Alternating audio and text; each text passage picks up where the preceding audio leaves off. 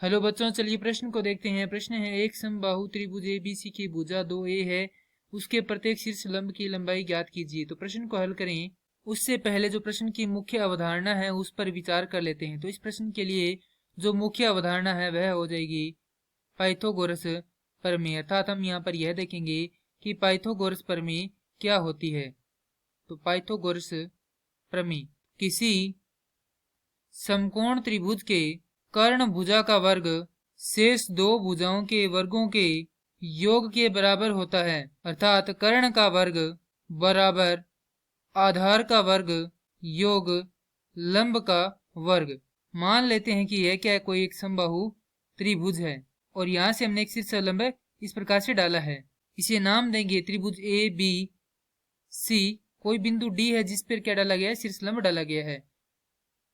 तो भुजा है 2a, ये भुजा भी है 2a और ये संपूर्ण भुजा कितनी है, 2a है।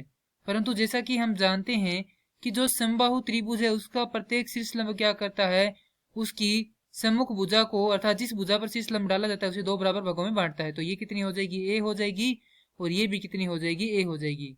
चूंकि AD क्या है, शीर्ष लंब है, तो ये कोण कितने डिग्री का होगा, 90 डिग्री का होगा। और हम जानते हैं कि समकोण की सम्मुख भुजा क्या होती है, कर्ण होती है।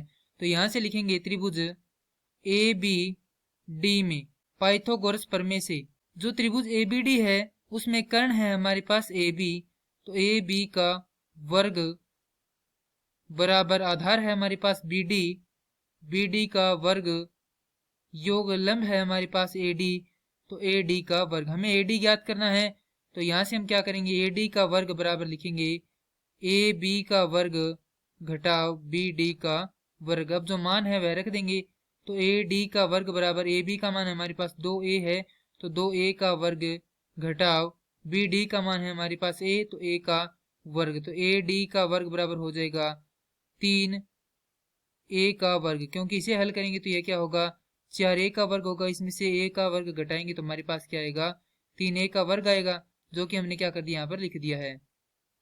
उसके बाद दोनों तरफ क्या कर देते हैं, वर्गमूल कर देते हैं, तो हमारे पास आएगा AD बराबर a वर्गमूल 3 या वर्गमूल 3a।